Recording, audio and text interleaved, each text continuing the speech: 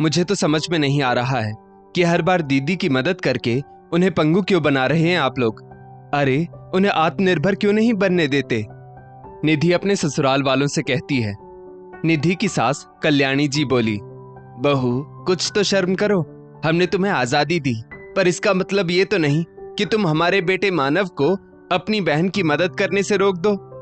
निधि बोली, नहीं मम्मी जी, मैं मानव को दीदी की मदद करने के लिए नहीं रोक रही हूं, पर मानव आप खुद सोचिए, क्या भविष्य में हर वक्त आप फ्री रहेंगे? जो दीदी एक कॉल करती हैं और आप उनके यहाँ चले जाते हैं, मैं सब कुछ मैनेज कर लेती हूँ। इसका मतलब ये नहीं कि मुझे आपकी जरूरत नहीं पड़ती। आपको तो याद भी नहीं रहता कि आपकी भी फैमिली है।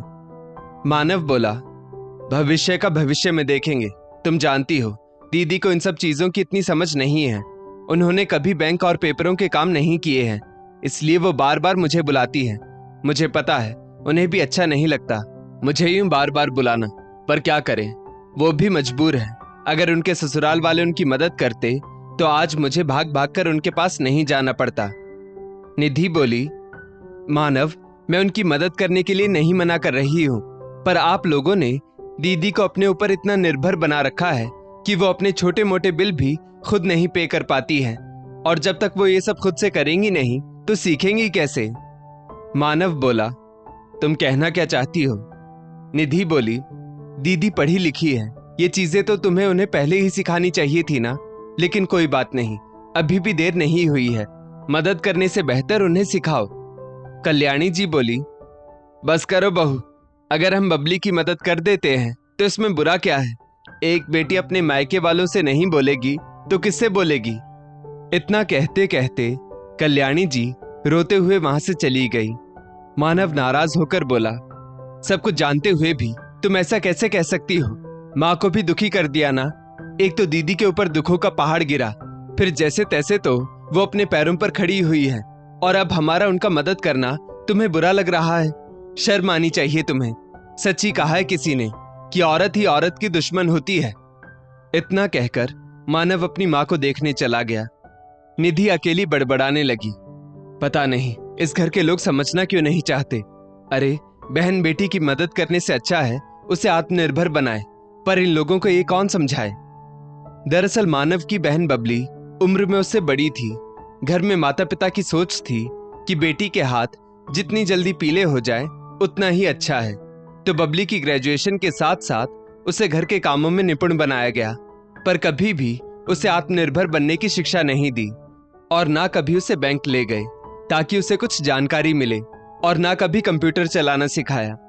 जैसे ही बबली की ग्रेजुएशन पूरी हुई उसकी शादी करा दी गई। ससुराल भी उसे संयुक्त परिवार ही मिला था, जहां बहुएं सिर्फ घर के काम के लिए होती थी, पर उन्हें पैसों के हिसाब किताब से हमेशा दूर ही रखा जाता था। पुराना बिजनेस जमा जमाया था तो पैसों की कोई कमी नहीं थी, और घर का खर्च कितना होगा ये सब खर्चा बबली की सास के हाथों में था। घर का राशन भी वही मंगाती थी, यहाँ तक कि बाजार से बहुओं को कपड़े और जरूरत का सामान दिलाने भी वो खुद जाती थी। तो खुद के हाथों से खर्च करना तो बबली ने कभी सीखा ही नहीं। शादी के 8 साल बाद तक भी उसे ये नहीं पता था कि उसके पति की कमाई क्या है। उसके पति उसके हाथ में कभी पैसे देते ही नहीं थे, बस कहते थे कि किसी चीज की जरूरत हो तो मम्मी से ले लेना। बबली इस बात में भी खुश थी, कहां से पैसा आ रहा है और कहां जा रहा है, या बच्चों के स्कूल में क्या फीस जमा हो रही है, उसे उससे कोई लेना देना नहीं था। या यूं कहे कि बबली के पति उसके सामने कभी ये बातें करते ही नहीं थे। अभी 10 महीने पहले बबली के पति अपने माता पिता को तीर्थ करवाने ले जा रहे थे, और एक कार दुर्घटना में तीनों की मौत हो गई। इस पूरे हादसे के 1 महीने बाद ही बबली के जेठ और देवर ने अपना हाथ पीछे कर लिया, ये कहकर कि भाई अपनी संपत्ति का हिस्सा खर्च कर चुका है तो हम तुम्हारी जिम्मेदारी नहीं ले सकते।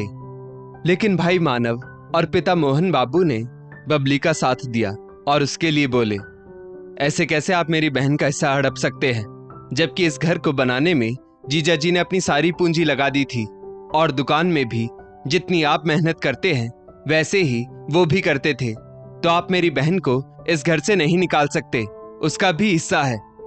बहुत करने के बाद बबली को उस घर का ऊपरी हिस्सा मिला, और अब बात थी खर्चों की, तो सबके सामने देवर और जेठ ने हिसाब करके 25 लाख रुपए बबली को दे दिए।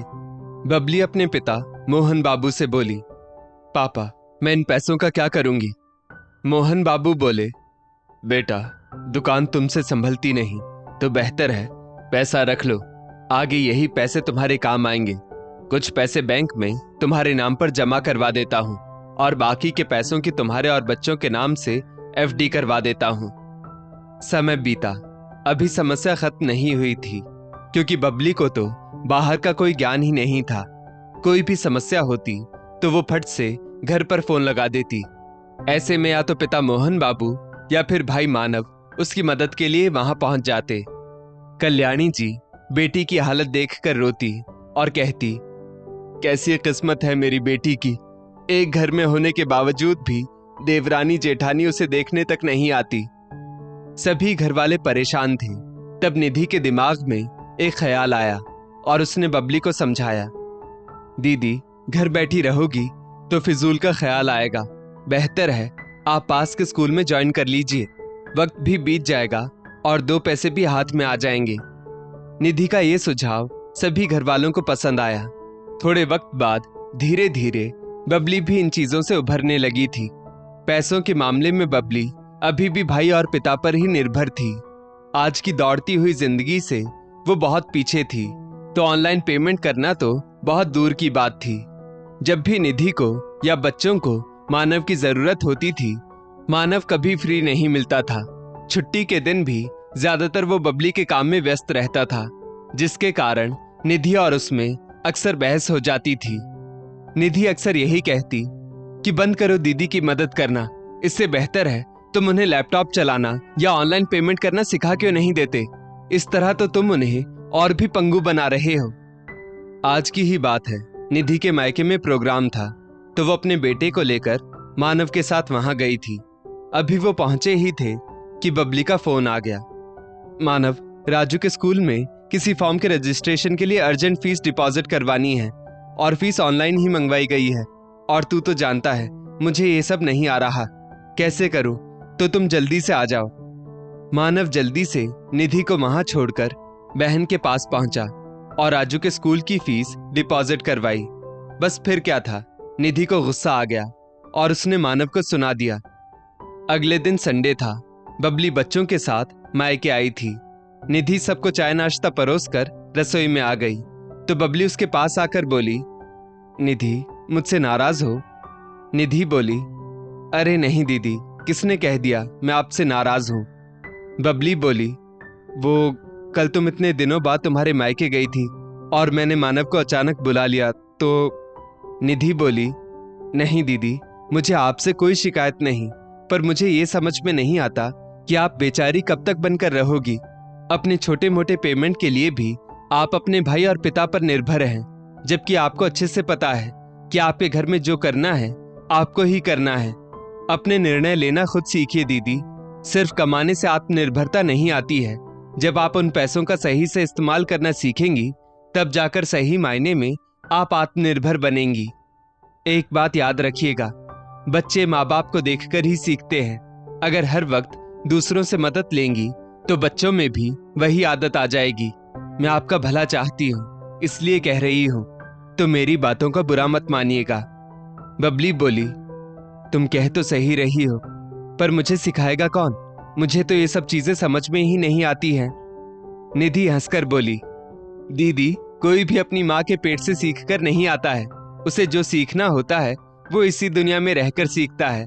और अगर आपके पिता और भाई नहीं बता रहे हैं तो चलिए मैं सिखाती हूँ। आपके स्कूल में भी आपके साथ जो आपके सहकर्मी होंगे वो भी आपको सिखा देंगे, पर सीखने के लिए कदम तो आपको ही बढ़ाना होगा ना। दीदी आजकल डिजिटल जमाना है, कंप्यूटर और नई चीजें सीखने के लिए हमेशा तैयार रहिए, क्योंकि पैसा कहाँ इन्वेस्ट करना है ये सब निर्णय तो आपको ही लेना होगा। हाँ, सलाह सबसे लीजिए, पर निर्णय आपका खुद का होना चाहिए। निधि की बात सुनकर बबली तैयार हो गई। अब वो हर रोज अपने बच्चों को ट्यूशन छोड़कर दिन में 4 से 6 के बीच निधि के पास आ जाती थी और फिर सब चीजें सीखती गई। हाँ, शुरू शुरू में उसे बहुत समस्या हुई, पर वो भी सब सीख ही गई। बहुत समय बीत गया। जब उसने कभी अपने पिता और भाई को नहीं बुलाया तो एक रोज कल्याणी जी बोली, बहू, क्या तुमने बबली को कुछ कहा है? बहुत दिन हो गए, वो अपने भाई से भी मदद नहीं मांग रही है। निधि हंसकर बोली, मम्मी जी, वो दिन बीत गए जब दीदी हर छोटी छोटी बात के लिए दूसरों का मुंह ताकती थी। अब वो अपने आर्थिक मामलों में निर्णय खुद लेने लगी हैं। मानव हैरानी से बोला, क्या दीदी ऑनलाइन पेमेंट खुद करती हैं? ये कमाल कैसे हुआ? निधि बोली, अपनी अपनी सोच होती है। आपको लगता था बहन की मदद करना अच्छा है, पर मेरी ये सोच है कि बहन बेटी की मदद करने से अच्छा उसे बाहरी दुनिया का ज्ञान बताइए और उसे आत्मनिर्भर बनाइए। अब आप लोग उनकी चिंता करना छोड़ दीजिए। हाँ, उनका साथ जरूर दीजिए। निधि की बात सुनकर कल्याणी जी बोली, बहू, मुझे माफ कर दो, मैंने तुम पर शक किया। मानव बोला, सही में निधि, मुझे भी माफ कर दो। तुम बार बार मुझे कहती थी कि दीदी को सिखा दो, पर मैं ही आलसी था। चलो, जो भी हुआ बहुत अच्छा हुआ। अंत भला तो सब भला। दोस्तों, इस स्टोरी को लेकर आपकी क्या राय है? नीचे कमेंट करके जरूर बताइएगा। और ऐसी ही और भी बेहतरीन वीडियोस के लिए हमारा पेज जरूर फॉलो करें। धन्यवाद।